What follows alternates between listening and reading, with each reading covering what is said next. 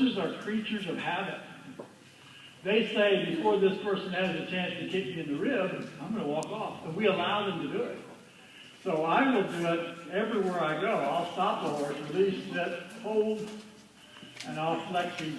Now, it's not through the hand only. I want this horse to understand when I softly touch him with my inside leg, to give me the nose. When I touch him with my right leg, not energy leg, just touching.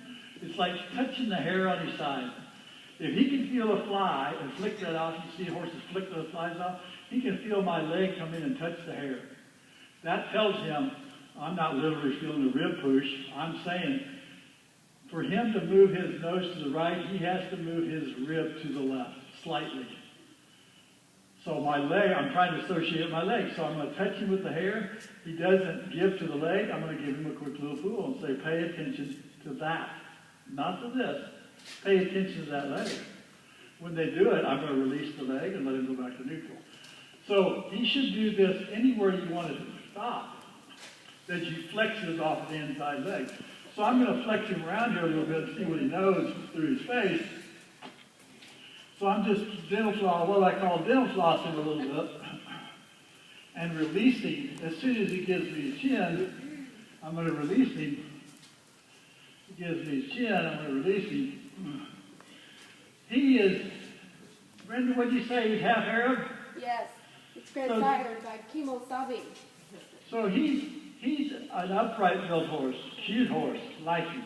But like I said before, there's no reason, this horse grazes, I know he can graze, so there's no reason for him to go around in there like this.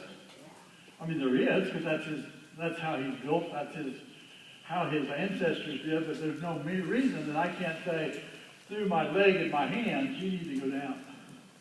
Now, we can put gear on them. Yeah. We can put running martingales, we can put German martingales. I'm going to keep you walking. We can put German martingales, but if you don't know how to use them correctly, then they become not the tool they were designed for. The horse becomes dependent upon them. I want him dependent upon me. So I'm going to squeeze him with my leg, touch his mouth. When he tries to give me his neck, I'm going to let go.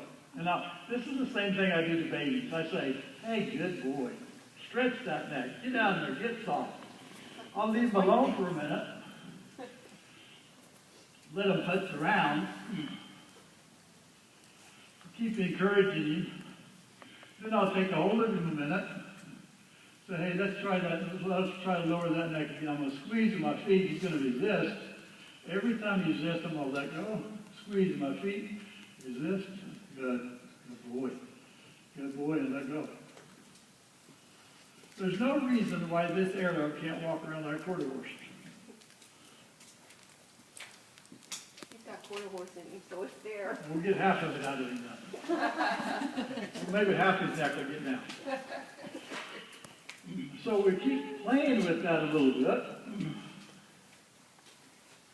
Now, we talked about the earlier lesson you saw I was riding the horse up. You'll be able to ride this horse up. That won't be a problem. But till I get the relaxation of the neck, and that's what I talked about earlier, this part of the neck is what the muscle is we want to work. Not the under part. When he lifts his head like this, he releases this one and lets the bottom one work. So I'm trying to stretch that upper neck by saying, you need to go down before I lift you up. So we'll send him down, come backing up on the rein, backing up on the rein, backing up, but encouraging him to start pointing his nose a little bit, backing up on the rein. And you can go into a circle if you're having trouble straight ahead. You can do the same thing on the circle. Backing up, backing up, backing up. So forward's the most important thing. When he locks it up, you don't want to do this at the stop yet. You teach him this at the walk, because at the stop they hollow their backs too much and they throw their heads up and brace on you. So you keep him forward energy going forward. Eventually, about 30 minutes of this, we'll be able to do this walk. I mean, at the top. Once he understands that the leg, what I try to literally think is, my leg is going under his belly to lift his back to send his head down. And I wish my legs were 7 foot tall, so I could 7 foot long, so I could touch my spurs together right in the middle of the belly underneath, and I could really lift one up. So we'll send him down. Good boy. Good boy. Good boy. Any confidence building in a horse, you are the alpha leader, but he is not, he doesn't have to be afraid of you to be an alpha leader. Everybody thinks you've got to beat a horse up to be an alpha leader. You have to get his attention, and then you can be on, I'm 1 iota above him right now. A 16th of an inch above him in the pecking order. And that's all I need to do. Now, it doesn't mean he won't try to challenge me, and I'll have to reestablish it. But at this time, he's saying, okay, I'll kind of do that. Now, I'm going to squeeze him into a little trot. Now, what I'm going to do is try to threaten him. Like I said, I don't know anything about this horse. I don't know who rode him so far. I'm liking what I see. I don't know his story. I don't know what his resistance is. But I still have to take control. I have to test to what he knows. So I'm going to do it like I would a little more advanced horse. I'm going to threaten him with my hands before I squeeze him off. I'm going to pre-warn him, squeeze him, there's the resistance. I'm going to keep it forward, forward, forward, forward, forward, forward, forward, forward. Good. Good. Petty, forward, forward, forward. What he wants to do is hollow his back before he drops. He wants to throw his head up, so I'm going to say, guess what we're going to do now? We're just going to walk, and I'm going to keep pestering that mouth until, if I irritate his mouth enough, and the second he gives me something, I'm going to reward him. If he's smart at all, he will say, man, I don't want that to happen anymore. I'm just going to keep my head there when he makes connection, instead of getting after, throwing my head up and creating more energy, more force. So I'm going to take a hold of him softly. Again, good. Release him. Take a hold of him. Rip. There's resistance, more leg, release. So the leg has to increase, because if it doesn't increase, he'll quit and distract. He'll just stop and refuse. I'm going to change direction just for the boredom of it, so he's not so bored. There, you start to accept that a little better. Little left leg for bend. It's not only left hand, it's left leg for bend, just like we did when we were flexing. He has to understand that it comes through the leg. The hand assists what the leg is. That's what you see, that little tail ringing. I don't feel it giving these ribs, so I'm touching with my spur a little bit to say, get your rib over there as I pull your nose to the left. If you'll just move your rib, I won't have to pull on your face so much. Rattling, rattling, encouraging, encouraging. Good boy, good boy. Relaxing is what drive. Good. Good. Letting go of a horse on a loose rein is, you can't teach a horse anything on a loose rein. We can ride around in a big flock rein your whole life. You can get through life, but you can't teach them anything. You can't teach them to use the back. You can't teach them to slow their trot down. Because the only way they can slow their trot down is to rise his rear end farther and use his back. So once he gives me what I want, then I'm going to soften to him and say it's about self-carriage. As much, I'm showing what I want him to carry. And say, can you carry it that way by yourself? He's doing a fine job. He's had some resistance through his mouth. But once I got him rolling the way he was supposed to, he maintained himself nice. I just don't want to have to say, I'm going to give you a loose rein and touch you off when you do this. I want to tell you how I want to do it. I want to say, give me that face. So I'm going to challenge him as we're trotting now.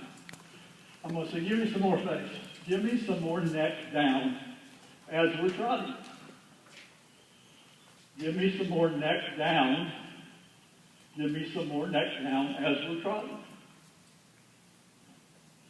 Good boy.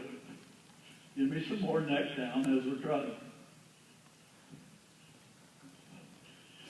Everything we're doing two-handed is assuming what we're going to do one-handed. Good boy. Good boy.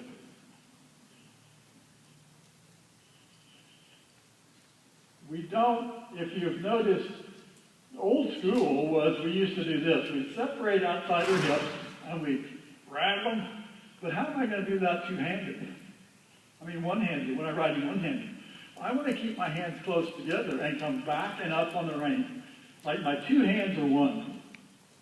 So eventually, when I ride him one-handed, I can come back and up on the rein. There's a resistance, leg on, back and up on the rein, like I would do it one-handed. My hands would be close together. Good. Rattle him again. Good. Because the resistance is just there. I want to see the resistance. I don't want to go around on loose rein because he's doing so pretty. He's looking gorgeous. I want to challenge him. In that position, can I lower him again? He's great right there. Man, is that perfect? I mean, you ought to be going crazy. The crowd should be roaring, should be blowing the doors off. The crowd should be going, can this guy lower this neck anymore? So I'm going to challenge him. I'm going to challenge him to lower it from there. I'm going to challenge him to lower it some more. It's not, him coming up and resisting me is what's teaching him. I'm not trying to avoid resistance. I'm trying to use the resistance to teach this horse how to lower his neck. Good boy. Good boy. Now I'm going to quit riding him. I'm going to go out of the jog. So this is what all horses have to learn. I'm not riding this horse. He should go into a walk and he should go into a stop without me pulling on the reins. When they do that, I'm going to pet him to say, horses that have no forward are easier for me to ride. I can always get a horse to go forward.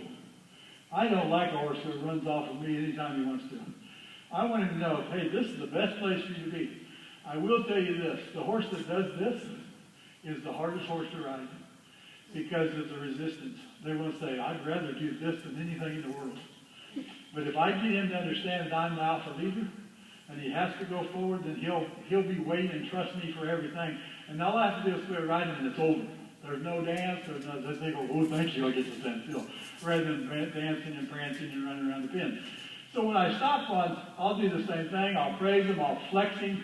And notice I touch him with my left spur. I touch him with my right spur. He needs to come around a little quicker. Touch him with the left spur. He needs to come around here a little quicker.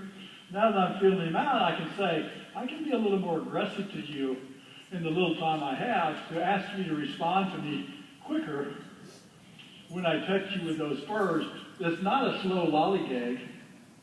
It's come around when I touch you with that spur. Usually, this horse has got a lot of intelligence because where I see intelligence is a horse that tries me. That they actually challenge me a little bit. They've got usually huge hearts once they learn to trust that you're the alpha leader and they'll trust you even more. The horse that just does everything for you all the time is not very athletic to me. They just don't have the gut, the heart. My mare, you can ask Kim, she tries to buck me off about 3 times a year. I'm not proud of that, but she keeps saying, are you on your toes? If you want me to be an athlete, you better be on your toes. We saw that. Yeah. So we're just going to trot him this way a little bit and try to lower his neck.